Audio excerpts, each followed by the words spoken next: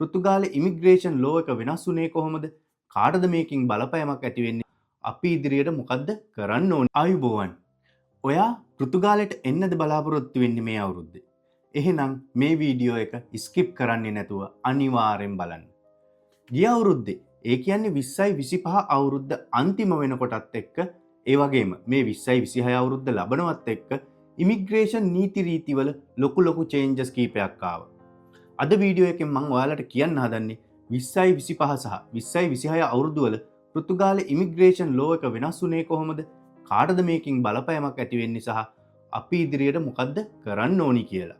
පළවෙනිම දේ තමයි පෘතුගාලේ ඇයි මේ විදිහට ඉමිග්‍රේෂන් ලෝ එක වෙනස් කළේ? ඒකට ප්‍රධාන හේතු තමයි 2017 අවුරුද්දෙන් පස්සේ පෘතුගාලයට ආපු ඉමිග්‍රන්ට්ස්ලා ගාන ඉතා වේගෙන් වැඩි වෙලා තියෙනවා. ඒක විශේෂයෙන්ම ටුවරිස්ට් වීසා වලින් ආවාය. ඒ වගේම මැනිෆෙස්ටෝ සාවෝද ඉන්ට්‍රෙස්ට් දාලා ලීගල් වෙච්ච කේසස් ගොඩක් වැඩි වුණා. ඉතින් ගවර්න්මන්ට් එක කියන විදිහට සිස්ටම් එක ඕවර්ලෝඩ් වෙලා, අයිම එකේ බ්ලොකේජ් එක වැඩි වෙලා, අන්කන්ට්‍රෝල්ඩ් මිග්‍රේෂන් එකක් ක්‍රියේට් වෙලා. අන්න ඒ හින්දා 20යි 25 අවුරුද්දේ කම්ප්ලීට් නිව් ඉමිග්‍රේෂන් අප්‍රෝච් එකක් මේ ගවර්න්මන්ට් එක ඉන්ට්‍රොඩියුස් කළා. මැනිෆෙස්ටෝ සාවෝද ඉන්ට්‍රෙස්ට් සම්පූර්ණයෙන් නවත්තලා දැම්මා. එහෙම නැත්නම් සරල භාෂාවෙන් කිව්වොත් අර විසිට් වීසා වලින් එහෙම නැත්නම් ඕනිම මාර්ගයකින් පෘතුගාලය ඇතුළට ආපු කෙනෙක්ට පෘතුගාලේ රැකියාවක් හොයාගත්තොත් පෘතුගාල රෙසිඩන්සිය ගන්න පුළුවන් ලීගල් පාත්වේ එක. අන්න ඒක තමයි මේ විදිහට නවත්තලා දැම්මේ. මේක ගිය අවුරුද්දේ මුලදිම වගේ නවත්තලා දැම්මා. ඉතින් දැන් මේ මාර්ගය සම්පූර්ණයෙන්ම වැහිලා.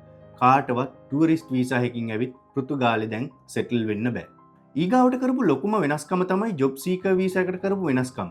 ඉස්සෙල්ලා ජොබ් සීකර් වීසා එකට ඕනිම කෙනෙක්ට අයදුම් කරන්න පුළුවන්කම තිබ්බා. නමුත් දැන් මේ 20යි 26 අවුරුද්ද ලබනකොටම ජොබ් සීකර් වීසා එක මේන්ලි highly qualified professionals ලට විතරක් ඕපන් කරලා තියෙනවා. ඒ කියන්නේ IT, engineering, healthcare වගේ skilled sectors වලට විතරයි මේ මොහොත වෙනකොට මේ ජොබ් සීකර් වීසා එක ඕපන් කරලා තියෙන්නේ. තව එකක් తాවකාලිකව මේ වීසා එක හෝල්ඩ් කරගෙන ඉන්නේ. මොකද මේ අලුතෙන් ඉන්ට්‍රොඩියුස් කරපු අලුත් නීති එක්ක මේ වීසා එක නිකුත් කරන්න අවශ්‍ය කටයුතු සම්පාදනය කරමින් ඉන්න හින්දා. ඉතින් ඔයා මේ ස්කිල්ඩ් සෙක්ටර්ස් වලට වැටෙන්නේ නැත්නම් මේ වීසා එක අයදුම් කරන එක ගැන දෙපාරක් හිතන්න. ඔයාගේ සල්ලි සහ කාලය අපරාධයි. ඊගාවට ෆැමිලි රීයුනිෆිකේෂන් එක ගොඩක්ම ස්ට්‍රික්ට් කළා. අලුත් ලෝ එක අනුව රෙසිඩන්ස් පර්මිට් එක හම්බෙලා අවුරුදු 2ක් පෘතුගාලේ ජීවත් වුණාට පස්සේ තමයි ෆැමිලි රීයුනිෆිකේෂන් ඇප්ලයි කරන්න පුළුවන්. ෆැමිලි රීයුනිෆිකේෂන් කියන්නේ පෘතුගාලේ කවුරු හරි දැනටමත් ලීගලි ජීවත් වෙනවනම් එයාට එයාගේ පවුලේ අයව පෘතුගාලයට ගෙන්වා ගන්න ලබා දෙන වීසා එක. මේක තමයි මේ විදිහට ස්ට්‍රික්ට් කරලා තියෙන්නේ. මේකේ පොඩි එක්සෙප්ෂන් එකක් තියෙනවා දරුවන්ට. ඒ කියන්නේ එයාලට මේක ලොකුවට බලපෑමක් ඇති වෙන්නේ නැහැ.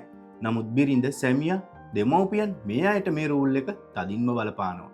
ඊගාවට සිටිසන්ෂිප් එහෙම නැත්නම් නැෂනැලිටි ලෝ චේන්ජ් එක. පෘතුගාලයට එන අයගේ මේන් ටාගට් එක මේක.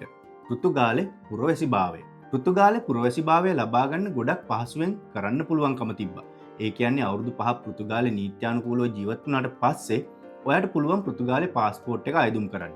නමුත් ඒක තමයි දැන් මේ පහුගිය අවුරුද්දේ අගභාගයේදී පාර්ලිමේන්තුව අලුත් නීතියක් සම්මත කරලා වෙනස් කරන්න හැදුවා.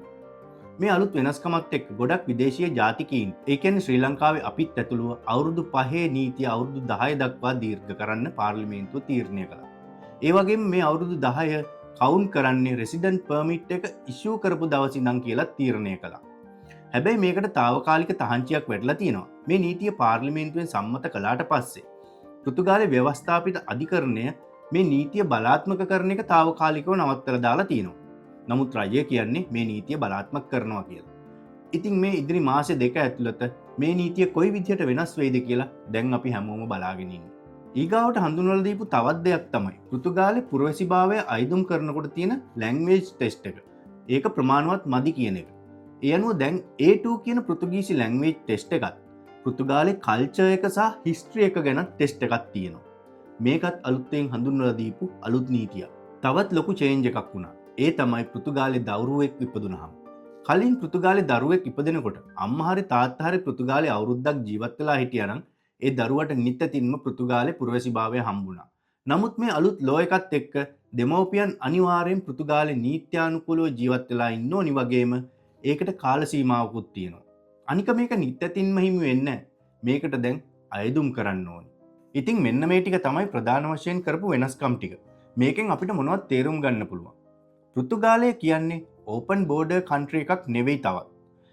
ස්ට්‍රක්චර් කන්ට්‍රෝල්ඩ් ඉමිග්‍රේෂන් සිස්ටම් එකක් ඇති කරපු රටක්. ඒ හින්දා ප්ලෑනින් නැතුව පෘතුගාලයට එන්න හදන අයට ටිකක් අමාරුයි. අමාරුයි නෙමෙයි, දැන් නම් එන්නම බෑ. ඉතින් එහෙනම් දැන් මොනවද තියෙන ඔප්ෂන්?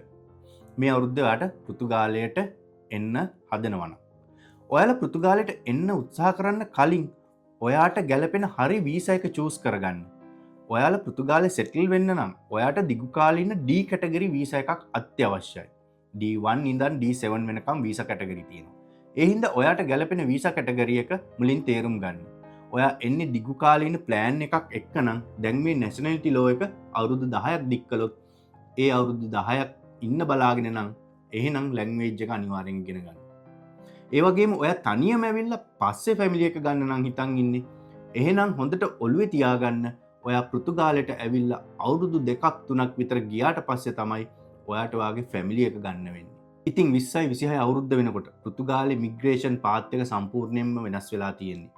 හරි ඉන්ෆෝමේෂන් තියෙන අයට සර්වයිව් වෙන්න පුළුවන්. හැබැයි වැරදි ඉන්ෆෝමේෂන් ෆලෝ කරන අයට අමාරුවේ වැටෙන්න වෙන්නේ. ඒ හින්දා හරියට හැමදේම හොයලා බලලා පෘතුගාලයට හරි මාර්ගෙන් විතරක් දැන් මේ 20යි 26 අවුරුද්දේ එන්න උත්සාහ කරන්න. පෘතුගීසිකාරයා සබ්ස්ක්‍රයිබ් කරලා නැත්නම් සබ්ස්ක්‍රයිබ් කරලා වීඩියෝ එකටත් ලයික් එකක් දාන්න ඉතින්. පෘතුගාලයේදී දවසක හමු වෙමු. මේ පෘතුගීසිකාරයා